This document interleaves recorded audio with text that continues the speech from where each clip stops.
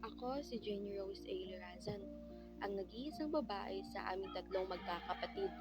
Ako rin ang nasa gitna sa aming pamilya, kaya't natutunan kong balansehin ang aking sarili sa pagitan ng pagiging ate at bunso. Tahimik akong tao at hindi palalabas.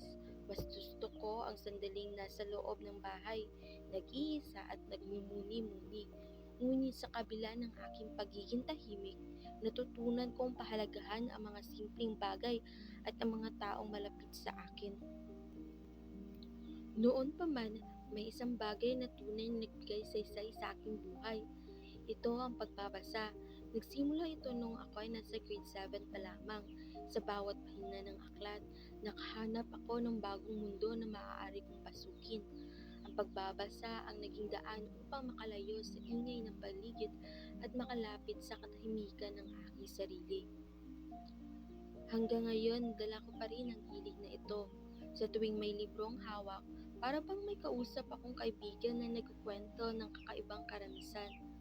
Sa aking paglaki, natutunan kong hindi kailangan maging maingay para magkaroon ng boses. Ang katahimikan ko ay naging daan upang mas mapalalim ang aking pag-unawa sa sarili at mundo.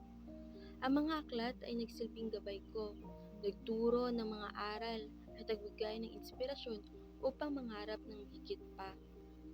Ako si Jenny Rose, isang simpleng babae na tahimik ngunit puno ng kwento. Sa bawat librong aking binabasa, natututo akong mangarap, maglakbay at mas makilala ang aking sarili. At sa aking sariling talambuhay, ako ang bida ng aking kwento.